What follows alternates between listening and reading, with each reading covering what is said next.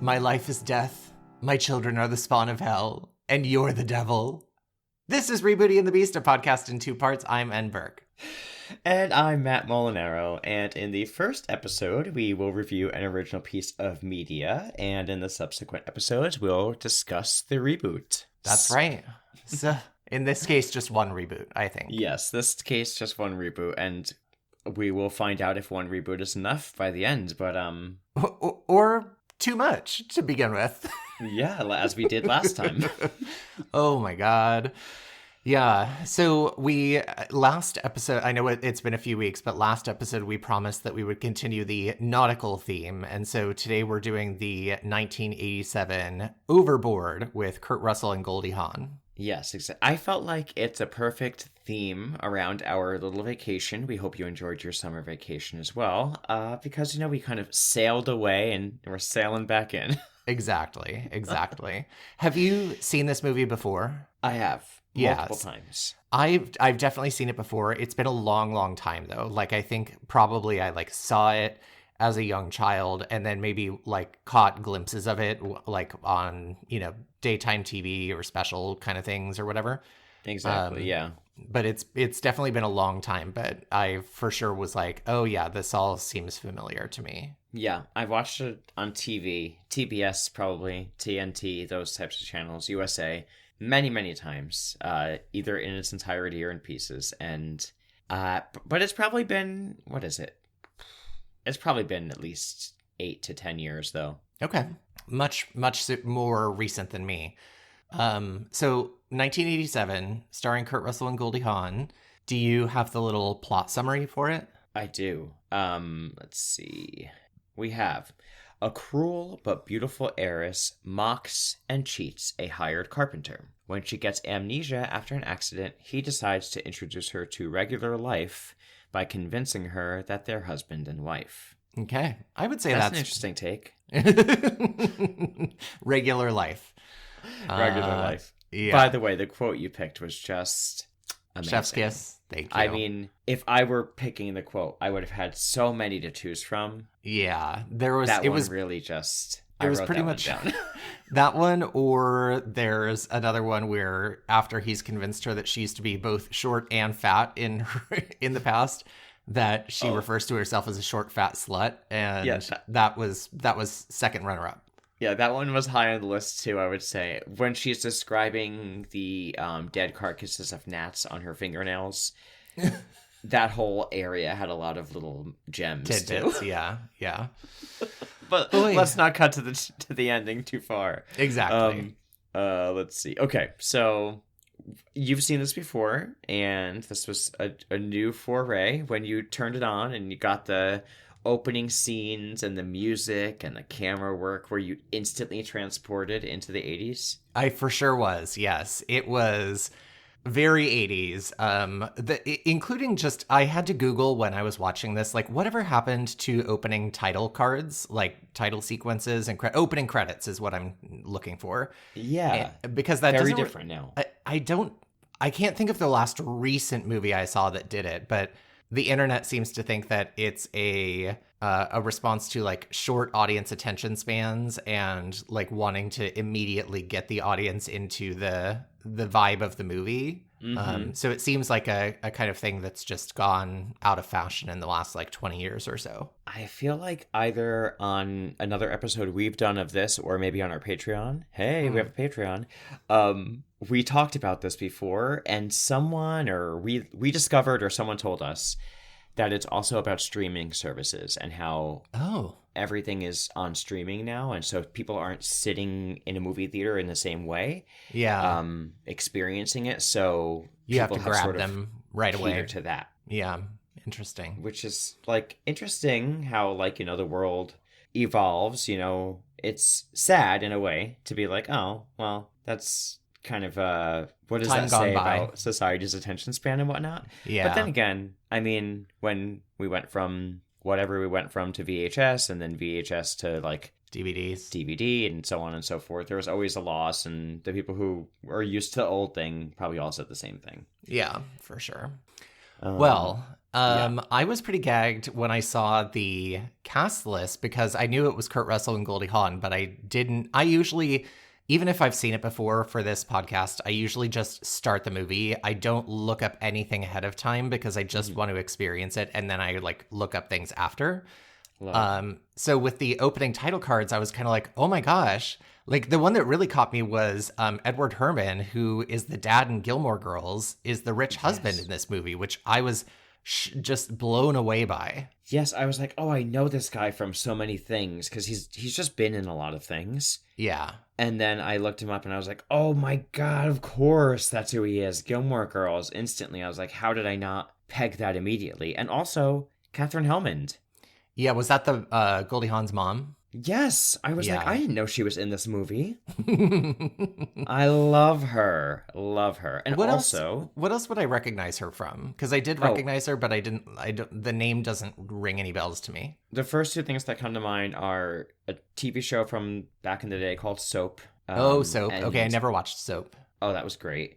And also, Who's the Boss? She's Mona. Oh my God, she's Mona from Who's the Boss? Oh my God. Okay, all right. Yeah. Other things too. Very funny. Very like campy kind of actress who just love her. But that's what really comes to mind. And then the last one that really this maybe this isn't as for me, this was like, oh my God, I know who that is. And I was so proud of myself because I clocked who he was right away.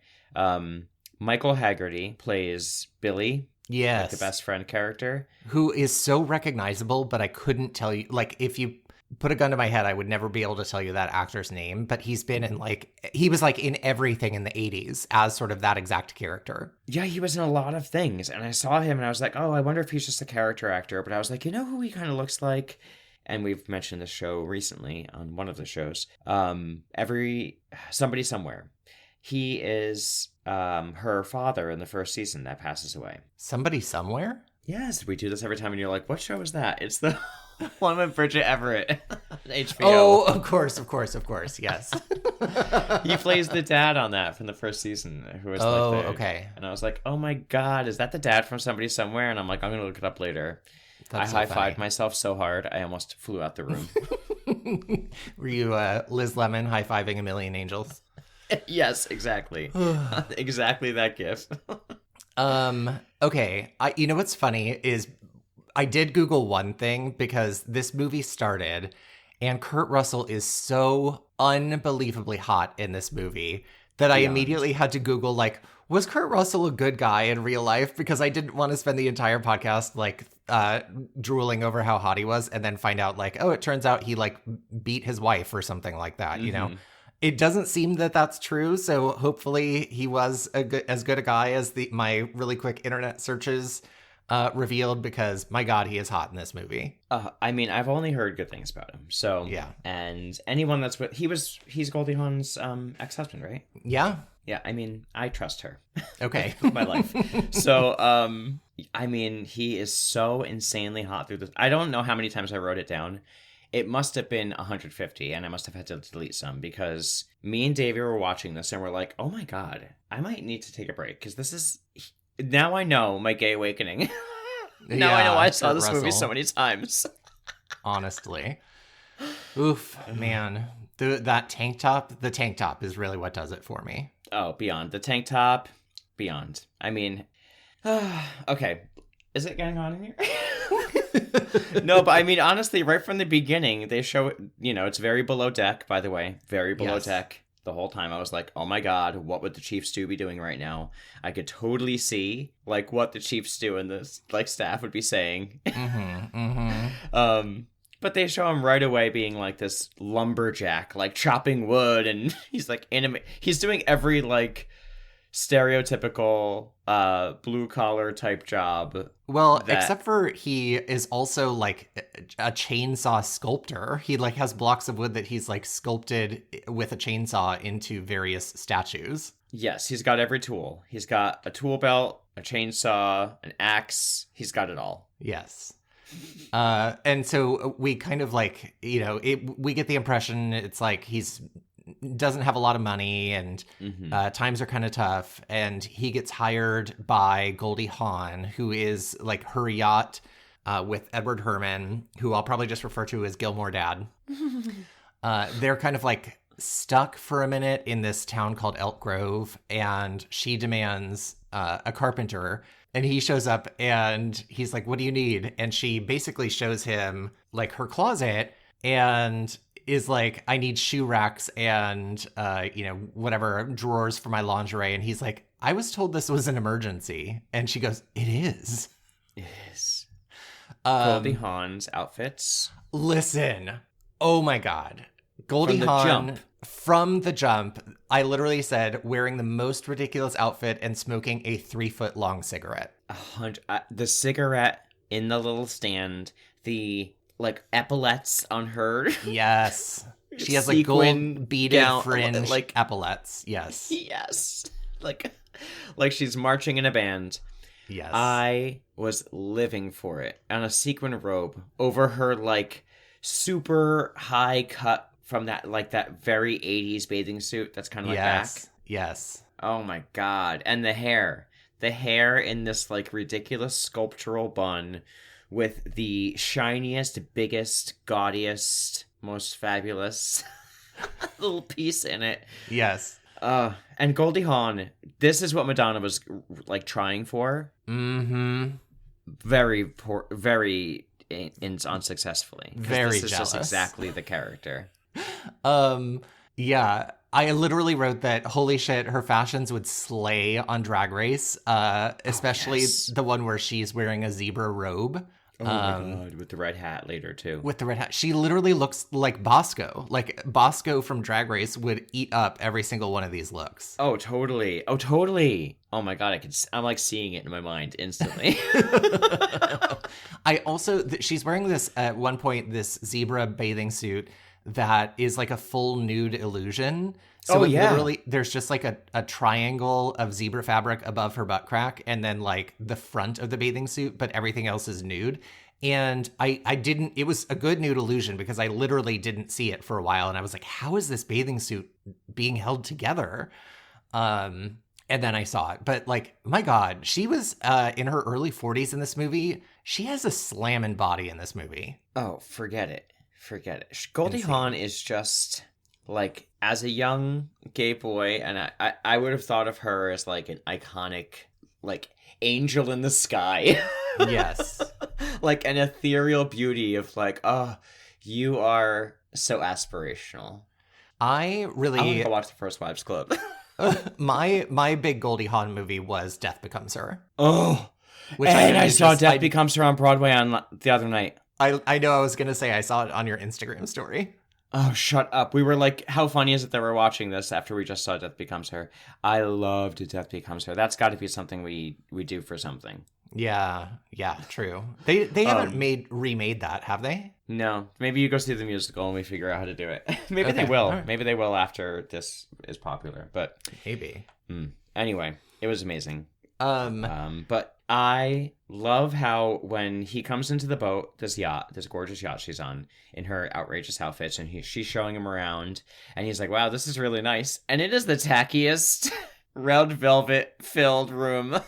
It is so ugly. It was very first season of Below Deck with like the golden swan bathtub. Yeah. Yes, exactly that. Yeah.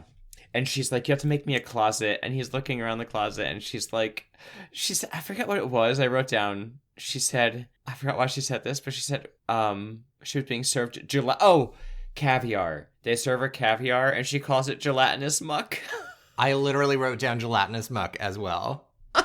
I was like, why did I write down gelatinous muck? And I was like, oh, it's the caviar. Because I wrote down, she also says, well, I almost had to wait. Yes.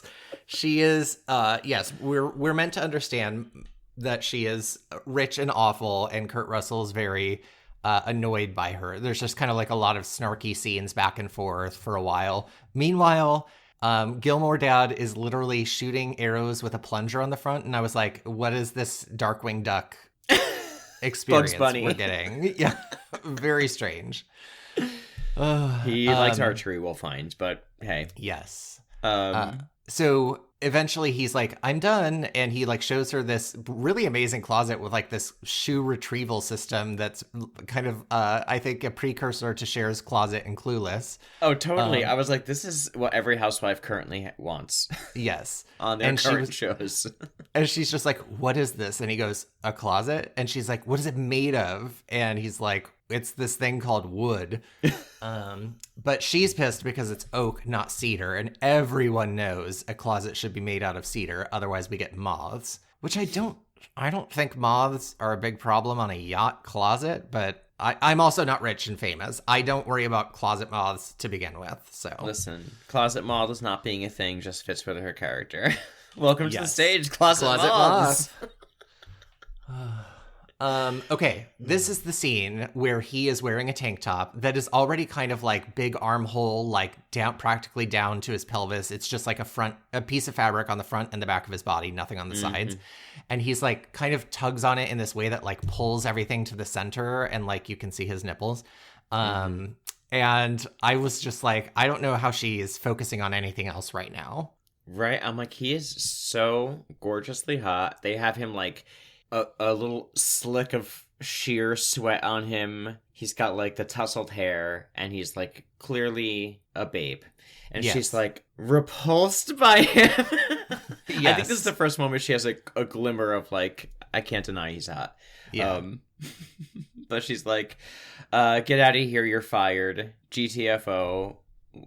Brings him on top of the boat and is like, you're the worst thing in the world. You're trash. Yes. And basically they have a big fight. He lets her have it. The staff overhear it and they're applauding because she's awful to them too. And so she pushes him overboard and throws all of his tools into the ocean as well. And, he calls her some awful names, of course. And she screams out to him, everyone wants to be me. As the boat floats away. Dream. Oh my gosh. So she has a phone call with her mother, Mona, from Growing Pains. Who literally lives inside of the genie's butthole, but with like every pillow, every 100%. Piece of fabric. Yes. And she's doing this weird thing. She has like, I'm sure it's like the precursor to like the jade roller, but it's like this little thing she keeps tapping the bottom of her chin with. I'm assuming it's like a, anti-aging. I remember that being a thing on TV. I've never seen someone do it in real life, but I remember TV shows always had women doing this, like slapping a spatula against their chin. Wow, I have no memory of that. That's so interesting. Gotta make sure you don't have any wrinkles on your neck. Yeah. Oh, God. So she's like calling her mom, and she's like trying to, basically assure herself that she's not a bitch, as she was called by Kurt Russell. And then as her mom is like yelling at her staff, Svetlana or whatever, to place the food on her dog's tongue, not feed it to the dog. Shove it in her mouth, yeah. And my dogs were like, hello? Yes. Can I have some, I don't know, dog caviar probably? Yes, please. So then we get the scene where Kurt Russell arrives home wearing only an open front vest, no shirt underneath. And which was fine. And it's hot. It's hot in here. So the school principal is at their house and is like doing, I guess, like a welfare check on the kids because he has 4 sons, and she's like covered in toilet paper. The dogs are jumping on her, and she's like, your kids lack discipline. They're doing badly in school. They're disruptive, yada, yada, yada. And basically threatens to call CPS if he doesn't get his act together. Yeah. And she insinuates like, you need help in here. You need a motherly touch in here. Yes. And he's like, well, I'm in trouble. Yeah. Okay, so then we cut back to Goldie on the boat, and she's like getting ready for bed, putting lotion on. Gilmore Dowd is watching Lifestyles of the Rich and Famous on the yacht television, which was so funny to me. And then she realizes she left her wedding ring on deck, and at first tries to be like, go get it for me, and he refuses. So she goes and gets it herself, puts on a robe with massive shoulder pads, like huge shoulder pads. Huge. And then goes to find her wedding ring and like almost has it, but then she accidentally falls overboard. It was kind of a ugly ring anyway, girl. It's okay. Yeah, true. So the next day, we see like news reports of a woman who is like hit in the head by a garbage boat and rescued, and she seems to have amnesia. And so the local news is reporting like, who is this woman? Does anyone know her? Oh my God. It was great. This news report scene was an unexpected delight. Where she's like berating the hospital staff, where she's like, I don't know who I am, but what kind of awful facility is this? Yeah, she's lost all of her memory, but she's got the same exact temperament. Yes. And there's even a scene where like the news is clearly by this like husband and wife team. And the wife is like an inexperienced reporter, like super delighted to be on camera. Yes. When she goes to report her, she's like, "How are you feeling?" And she looks at her and she goes, "Oh, horrible wig." Touches her hair. She's like wheeled away, and the woman is calming timing after that, just staring at the screen. Oh, I loved it. And I love how, like, as the news is reporting, like, if anyone knows this woman, there's a reward that can go out, blah, blah, blah. We hear that from Kurt Russell's half because he's hearing it on the news report. But in the background, you hear, like, the doctors and police talking. And they're like, she's not the nicest lady in the world. Yeah. And they're like, well, here's a picture of her. Anyway, here she is. Yeah. It's terrible. And then I liked when Ed Herman, Gilmore Dad, shows up to the hospital and he sees her through like a one-way mirror, like throwing things at the doctors and screaming at them. And the like orderly that he's talking to is like, is this her? Is this your wife? And he goes, I've never seen her before in my life.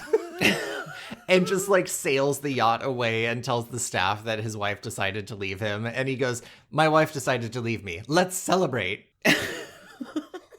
Outrageous. But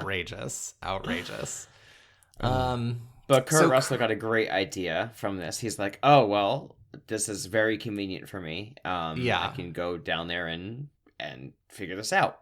Yes. And he decides he's going to tell her, if she can't remember who she is, she won't remember who he is. So let's just say I'm her husband.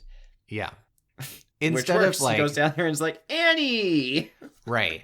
It's right. I think any normal human would go, oh, that's the woman who hired me, and would go and tell her like, hey, this is who you are. Like, your husband is on this yacht, blah, blah, blah. Mm-hmm. And she would probably like thank him in some way and like maybe give him some money for the work he did in the closet or something.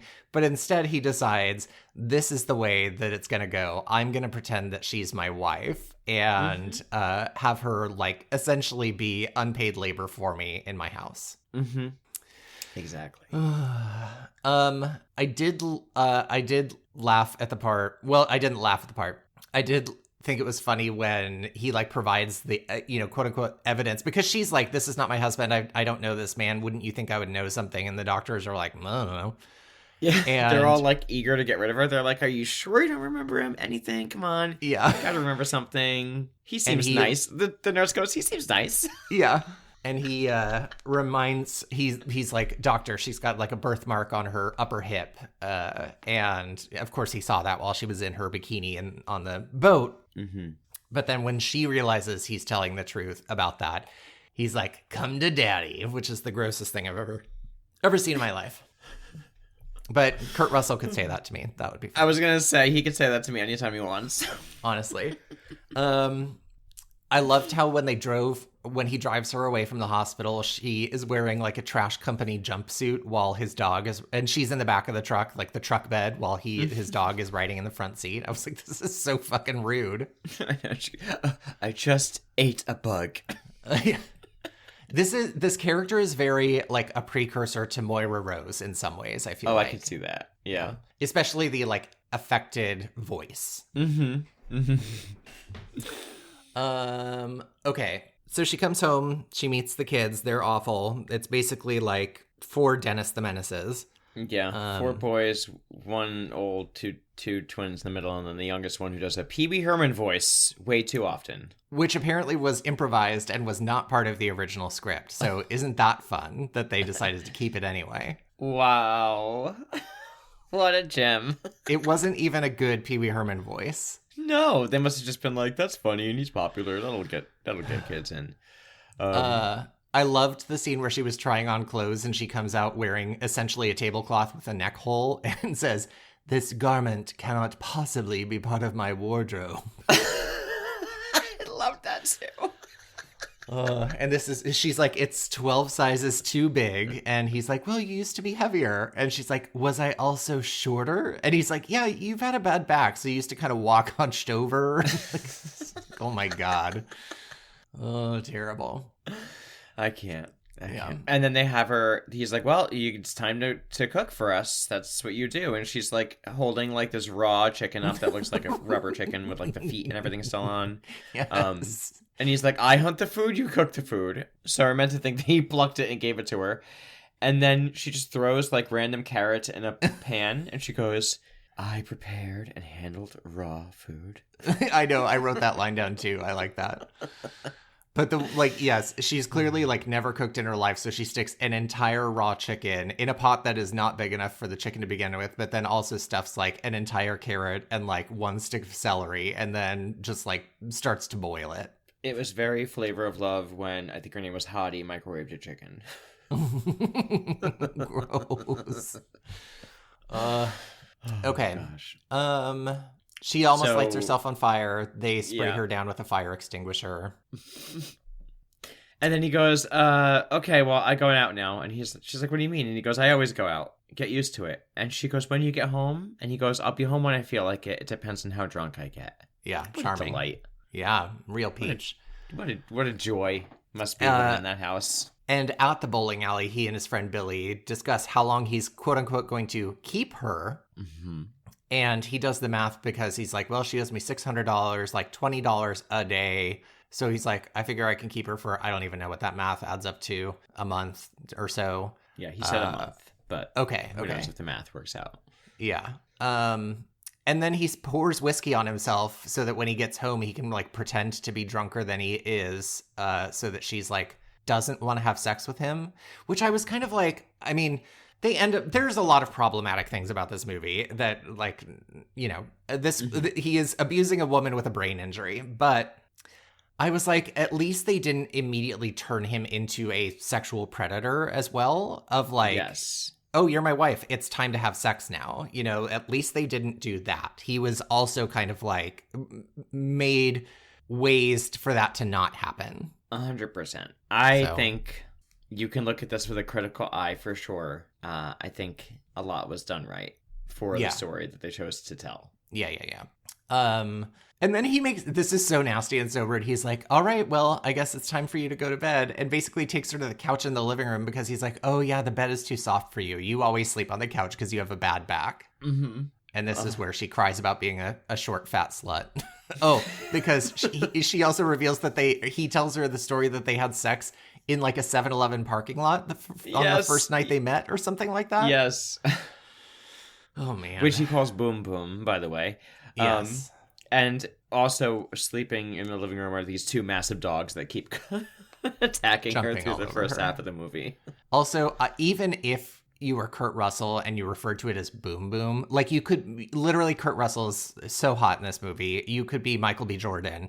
Anybody who is insanely hot, if you refer to it as Boom Boom, I'm out. That Goodbye. Is instant no. Instant out. Instant problem.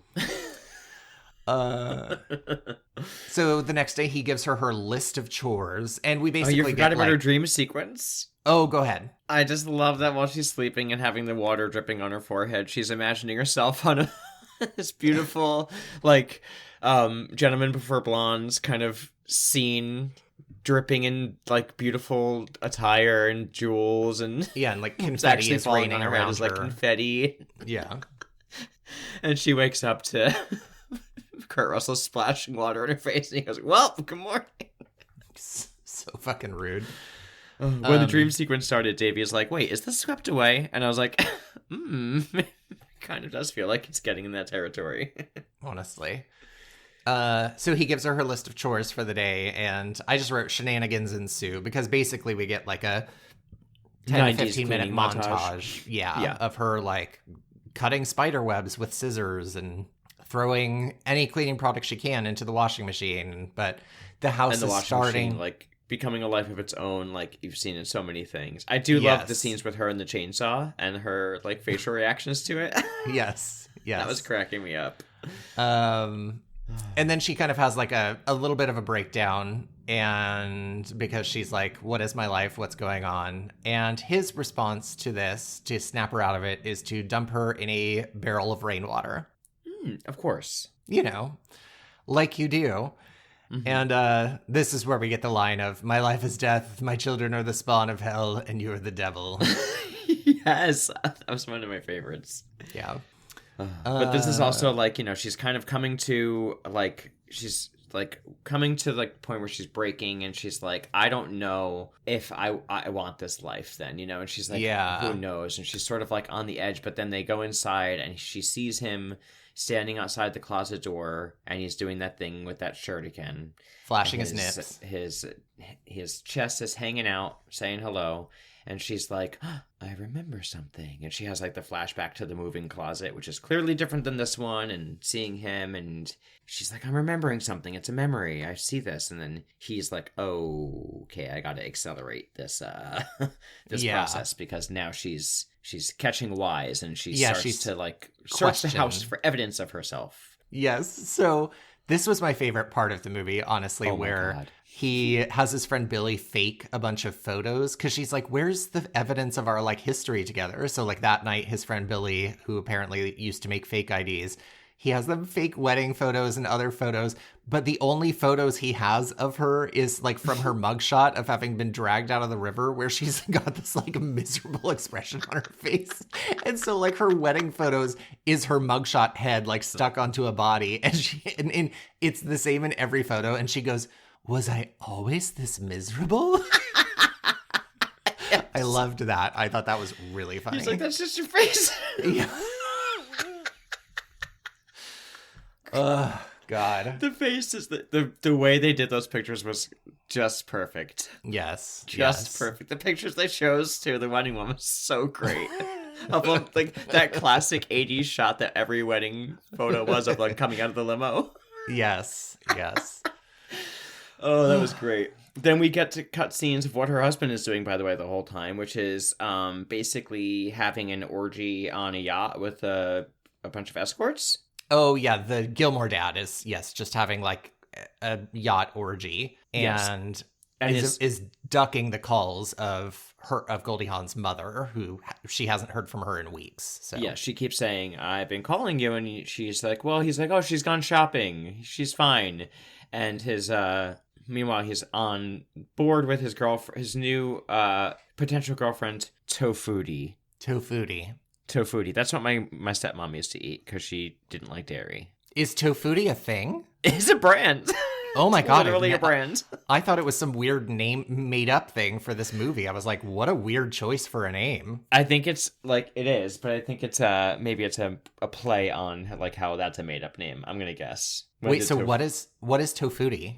It's like tofu version of foods. It's like a brand that makes like tofu. It used to, at least. I was going to say, I've never heard of that, and I love tofu products. Oh, well, maybe it's out of... Oh, no, it's still a brand. Tofutti. And they're a New Jersey brand. No wonder I'm familiar with them. Of course. Founded in 1981, so it was already a thing. And they make soy-based, dairy-free food products, known for their namesake frozen desserts. Interesting. Tofutti. That's what. Oh, Tofutti. yes, we used to have their ice cream. Oh God, I remember this. Ooh, this is the days of Snackwells when we had Tofutti. Oh my God, Snackwells. Yes, literally just Tofutti. Cookies masquerading as a health brand. Yes, just put it in the green box. No one will know the difference. Literally, I can't believe that. That was so amazing. Taking you back. I'm googling Tofutti, and I don't recognize any of this. Any of these maybe products. it was really very East Coast, you know. How funny. Okay. Anyway, so the kids get in trouble at school, and they mention their mom, and Goldie Hawn shows up, and the principal's like, your children are out of control, and she's like, I know. And basically she's like, you know, they're anyway, blah, blah, blah. And then Goldie Hawn realizes the kids all have poison oak, and she starts laying into the principal about how she's like neglectful and didn't even realize the kids needed medical attention. And she says the line, "My children may be rotten, but they're mine." Which I feel like every single parent must feel at some point. Oh, 100%. This must have been a scene that a lot of parents saw and was like, oh, yes, yes. Yeah. But Goldie Hawn, post the wedding Photoshop, is like starting to kind of like come around and like maybe have fun with the kids and with Kurt Russell, and like they have a barbecue. She's like learning to open up bottles of beer with the edge of a table, and they talk about a mini golf course. Like, I guess Kurt Russell's dream is to build a mini golf course, and she inspires him to like do it as like after the wonders of the world of like Mount Rushmore and the pyramids and all of those things. And finds that she's a great artist. Is she though?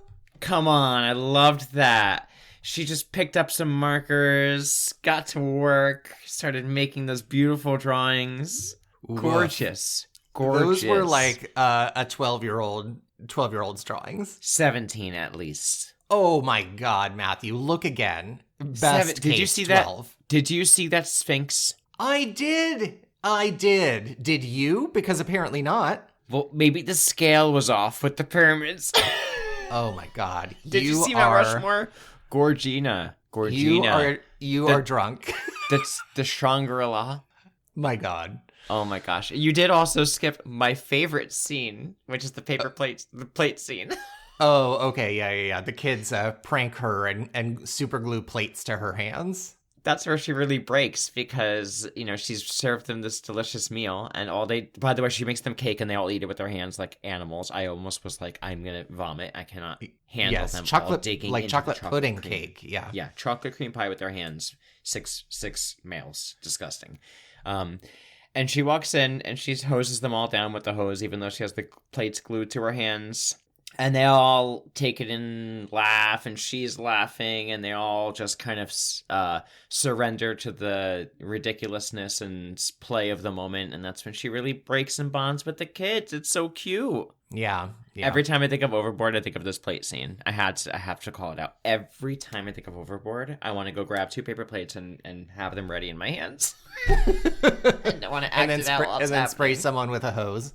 Yes, I want it to be like Rocky Horror, where like when that scene happens, you have to have a water gun.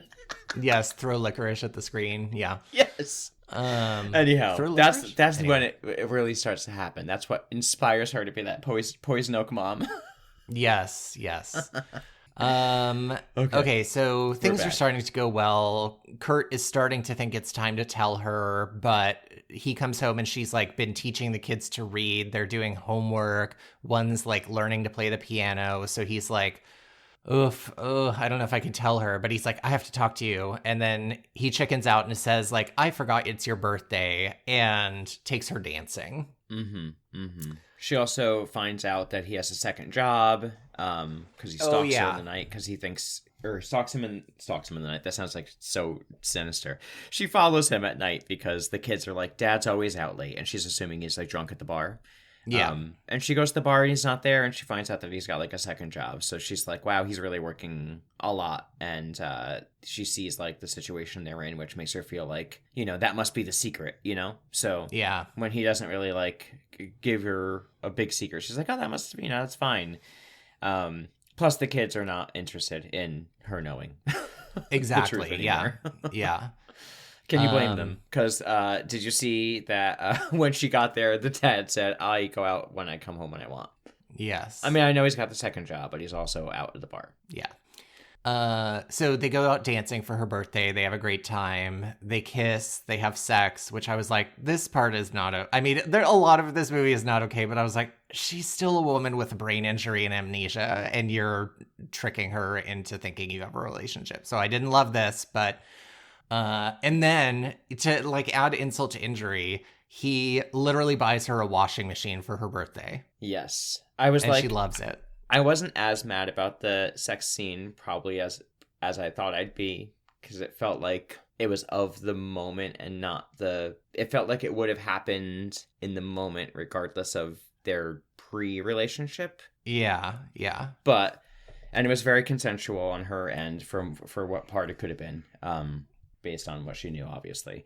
But I would say I thought it was really cute, the little story he told her on their little about the date, about the 3 horns, and it's like a romantic thing, and it's a story about these 2 lovers that wanted one another, and she's like, wow, she's very like mystified, and in the moment, like, I just thought to myself, outside of all of this, I wonder if this character has ever like just been on a date with somebody like this, because like the other guy is literally, while this is happening, continuing to have an orgy on a boat for a month. Yeah. I am a 90s rom-com. I mean, I know this is 1987, but I'm such a 90s rom-com sucker. I get so swept into this storyline even now. It's terrible. And then he ruins it and buys her a washing machine the next morning on her birthday. Ugh. I was like, wow. Romance. Yes. And she's delighted by it. And it's like, it's too expensive. And he's like, I know. But then like the kids play, there's a moment where I was like, what the fuck? Where the kids are part of the like surprise of giving her the washing machine. And then like they've just like had sex. So they're like naked in bed. She's got like the sheet wrapped around her. They close the door, and one of the kids says something like, she may not have tits, but she has a great ass. And she's like, what did he just say? Because to her, that's her child. Right. And I thought like, how did I have more problem with this? Because I was like, I understand that they're like teenage boys. They're trying to show them as like, a rascally teenage boy saying this about someone that's not really his mom, who's clearly gorgeous. But they are looking at her as a mom figure at this point. Yes. It's still kind of weird. Still kind of creepy, yeah. It's like, you're finding this woman attractive, which is totally natural. You're also going to believe she's your mom. So this might be something to digest. Yeah. There's a scene where she finds her old underwear with her actual initials of JS in them, and she thinks he's having an affair, and he tries to come clean, but she at this point doesn't believe him and does believe that they are husband and wife, and he tries to get the kids to be like, tell her the truth, and instead they're like, you're our mom, like, and so the kids kind of maintain the lie. But the friend Billy can like basically says like, oh, those are actually my girlfriends. I asked Kurt Russell to stash them in his truck or something like that. And cover for me. Yeah. And that she believes. So yes, because she also believes that she used to date Billy, by the way. Yes. So she thinks he's such a ladies' man. Yes. So they have the grand opening of the golf course. Everything goes great. But then Mona calls Gilmore dad and is like, get my daughter on the phone in a week or I'm coming down there and blah, blah, blah. By the way, so he shows up. Yes. It was kind of cool seeing the inside of the golf course things because I was like, oh, that's how they build them around. Yes. Never really thought about it. So her husband, Edward Herman, shows up at the house and she's like, hi, Greg. And then like goes in the house and like comes back out and is like, I remember. And, her memory all kind of, what's that? I love this scene. Tell me more. Just this all coming back to me now, Celine Dion moment where she's like, oh, I remembered you. And she starts to like Goldie Hawn is an incredible actress. Like this whole monologue was just a wonder to watch. Like her coming into realizing who she was very naturally. She's like, I said it would all come back, and look how it came back. And she has so many lines in here that I loved, but my favorite was, she says, my memory is back. See how I know me? I liked the line where she says, anything. You're that sweaty carpenter who hates me. Yes. Because first she's like, thank you for doing this. Wait. Yeah. Oh, you hate me. And then she's like, oh, you tricked me. You used me. And you see this full range of emotions and this betrayal and this like all this that she's reckoning with. Yeah, she does a really good job when she goes in the house. She's like, I have to get my things. I have to go. And goes in the house and like comes back out a minute later and is like, none of these things are mine. Yeah. And kind of like realizes everything's been a lie. Obviously she knows everything's been a lie, but kind of like the like, level the depth to which it went.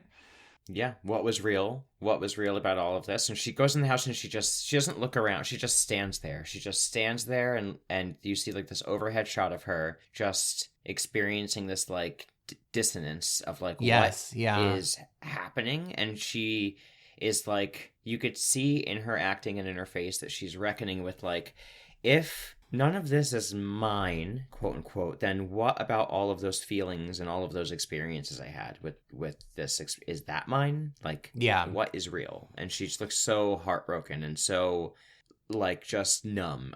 My heart. Yeah. It got me. She's great. She is great. And she, drives away, but the kids are like screaming like, Mom, come back. Yeah. The kid actors weren't terrible in this, I gotta say. Well, they had very few lines, thank God. Yeah.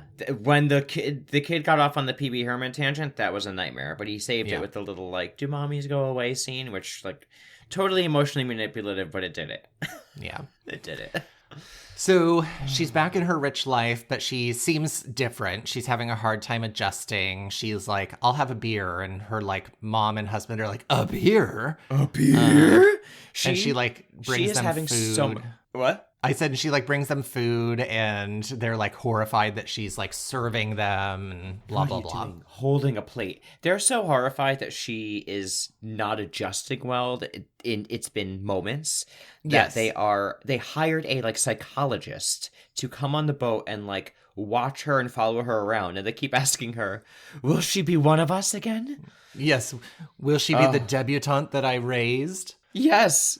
And they literally have him following her around giving assessments. Well, let's see what'll happen. This is interesting. Let's see how this plays out.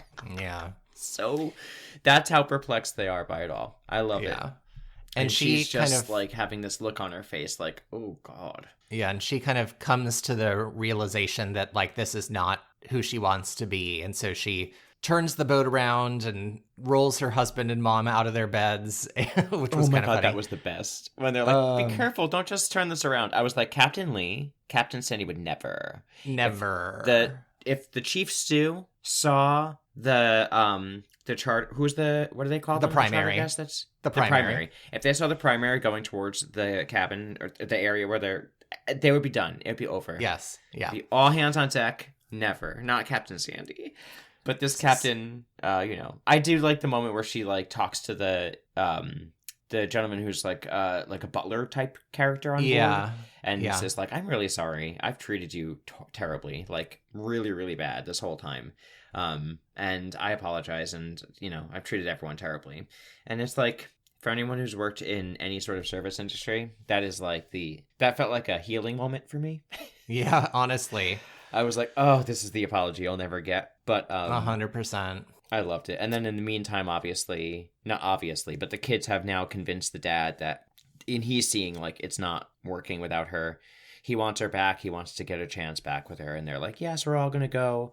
And, as she's turning the boat around, he is getting his friend Billy to have his Coast Guard friends ride them out into the ocean towards the boat. Yes.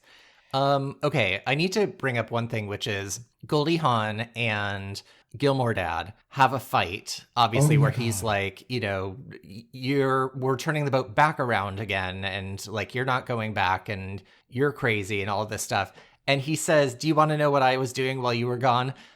This is a direct quote. I was whacking the donkey with painted ladies. And I was like, are we in the 1800s? Who says whacking the donkey with painted ladies? Well, who is shooting plungered archery on deck? Honestly, he is out of his mind on all sorts of drugs, this man. Yes. Anyway, so the movie basically wraps up with her jumping overboard, Kurt Russell jumping overboard, and she's like, I love you too. And he's like, you're giving all of that up for me? And she's like, well, no, actually, all that money is mine. And he's like, all the kids are very excited about that. Yeah. They're already making their Christmas lists because she's filthy rich. Mm-hmm. And Kurt Russell says, what could I give you that you don't already have? And she says, a little girl. And that's the end of the movie. I was like, she looked down at the kids, and I wish she would have said, like, you've already given me I that, know. or I know. I have enough. I have everything I've I've got ever everything wanted, or I something. need. Yeah. I get, like, but I was like, that didn't need to happen. You don't want Agreed. you don't want another kid. This is the prime of your life. You just got away with not even having to, like, go through the challenge of childbirth or any of the idea. You got out lucky here. Yeah. I did think it was cute that they did the whole, I knew they were going to, but they did the whole, like, 3 horns thing, and yeah, harkened back to their little story on the date, and, she jumped off in her beautiful gown. Beaded cocktail dress. Yeah, her Dorit. Her Dorit outfit. God. She was very Dorit styled. Very. Also. Yes. Yes. And I couldn't get it out of my head because we just watched it. But when she is, whatchamacallit? Oh, when she decides to, like, turn the boat around, someone tries to give her a Valium. And I'm like, you better have that logged, because Captain Sandy is going to kick you off. Yeah, you'll be kicked off the charter. You better have a prescription. You better not have a weed pen. Oh my God. It was a THC pen, Hannah. Come on. Come on, you could put anything in there. I was like, listen, it's just CBD. Oh my God. And the movie ended, and I stood up and I cheered. Oh my God. You're ridiculous. Do you want to hear a couple pieces of trivia about this movie? I do, very badly. Okay. I only have 3, really. There wasn't a ton of super interesting trivia about it, but the first one is, this is Reese Witherspoon's favorite film. Oh. I love Reese Witherspoon. Same. Number 2, apparently during the yacht scenes, they filmed on an actual yacht, and the rocking motion kept causing crew members to fall asleep while they were shooting. And then finally, I've been holding on to this the entire time when both of us have made references a couple of times. The plot of this movie was influenced by the Italian movie Swept Away. Oh, not surprising. I know, right? Now if this was the reboot to Swept Away, ching, ching, Great. Cling, cling, all of the sounds of cups clinking together. Yes, well, it's so funny because neither of us had seen Swept Away. And so when we started it, this is legitimately what I thought I was going to get. Same. Same. I was like, this is the style of movie I'm going to see, but in a more serious way. Like a way more romance vibe, and no kids, and no, like, civilization. Yes. I thought it was going to be just like the non-comedy version. Yes. Which, right. I mean, it sure had no comedy. The old Swept Away? None. Zero. Beyond no comedy. But this is exactly what I thought I was going to see. Yeah, I had read about the seasickness of the the staff. Oh, I thought the was crew, kind of funny. yeah. But yeah, so here we are. We finished the movie. Do we want to talk about the ratings? Yes, please. Okay, Rotten Tomatoes, tomato meter, 46%. Okay. And the audience popcorn meter, 74%. Okay. IMDb, 6.9. Okay. Where are you falling here? I'm just going to give it a 5. Like, I thought it was fine. I didn't think I didn't really laugh a lot. There was, like, moments where I was like, oh, that's funny. But in the way where, like, when people are, like, the kind of person who says, like, that's so funny, instead of, like, laughing at it. Mm-hmm. That's how I felt about the movie. I was like, oh, that's funny. But I wasn't, like, laughing. So I think just, like, a 5. Like, it was fine. I don't feel the need to watch it again. Yeah. What about you? I'm gonna give it a 7. I'm between a 7 or a 7.5. Do you want to give it a 7.25 then? Yeah, let me give it a 7.25 because honestly, I felt like I was exactly back in my room after school in like 5th grade, doing my homework, watching this movie, and cracking up on my little TV in my bedroom. I felt just as much of like the comedy in it got me the same way. I was laughing out loud. I had a smile on my face almost the whole movie. I definitely enjoyed it way more than Davey did. I could totally tell. I would be like laughing and looking back at him and be like, okay. And I was like, okay, just me. I don't know if it's the nostalgia factor or because I really like the actors in it. But it really cracked me up. All like these little moments I felt was really clever writing. I thought the acting was great. I would only give it points off because the storyline is challenging to overlook the fact that, like, he is literally taking advantage of a woman with a brain injury and gaslighting her. Yes. Like, in the most traditional sense of the word. I do think they did a great job of not, like, abusing her, you know, in many ways. And I do feel like they did a lot to, like, have her stand up for herself when she realized what was happening and like, point out the atrocities. And I do think it was obvious that what he was doing was not the right thing to do. But, you know, you can't get over parts of that. And I do think that some of it could have been, like, shortened. Some of the characters, while funny, didn't even need to be there. And I could have done without some of the music could have been better. Even though it was transporting me, a little bit less whatever that was, and a little bit more like what I heard in Don't Tell Mom the Babysitter's Dead. Yes. Yeah. So, 7.25. I really enjoyed it. I really did. Do you have any thoughts for the next one? Feelings, ideas? Do you have any idea what it's about? Have you seen it? I have no idea. I don't know who's in it. I don't know when it was made. So I'm looking forward to going into it with another fresh experience. I would like a little bit more, like, pushback from her during the, like, oh, here's your list of chores kind of things. Mm-hmm. Like, you know, I think it would be, I would give her a little more autonomy as much as you could, given the scenario that they're trying to play. Yes. I would love to give her a little more autonomy. I mean, I think you don't need to change a whole lot about the movie. Like, other than the premise itself is obviously, like, a little bit like, okay. But other than that, it's not like they said a bunch of, like, offense. Oh, there was a moment where a little girl pulled her eyes, like she was impersonating an Asian person. That I was like, ugh, I hope they don't do that in the sequel. She did. I don't think that's what that was. I was feeling the same way you were feeling when that happened. Yeah. But I think she was just pulling her face in the same way the other boy right next to her was pulling his face, just in the other direction. Yeah. I think. Yeah, it wasn't, like, evidently mocking Asian people. Right. There was no words or anything like it. They were literally squishing their faces around. Yeah. She just happened to stay on one for way too long. Yes. But I was feeling the same way. It's so funny you brought that up. I literally wrote it down, like, should I mention this? Yeah.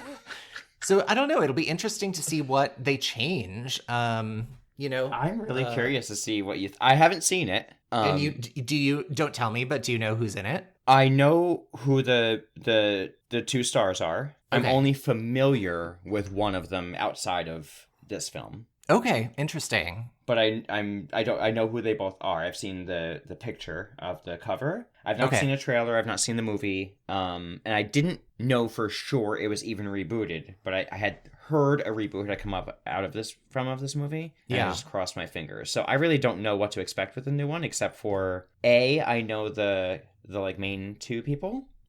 And I do know a interesting detail about the movie that I won't reveal until we see it. But I'm curious how it's going to play out and how it interprets what we think about it. Interesting. All right. Well, indeed. Tune in next week. Indeed.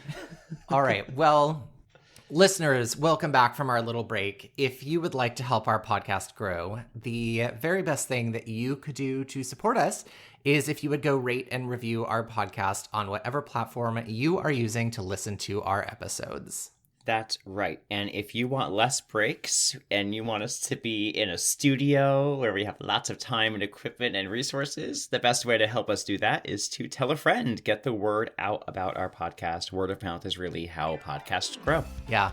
Our social media is RebootyPod on Instagram, and you can email us at rebootypod@gmail.com. We love getting email, so send us a note and say hi. And I mentioned it earlier in the show, if you like our movie takes, you can find a lot more of them on our Patreon, among other things like games and things of the like from Reddit. Check it out at patreon.com/N and Matt. Thank you so much for listening to Rebooty and the Beast. See you next week. Goodbye. Bye.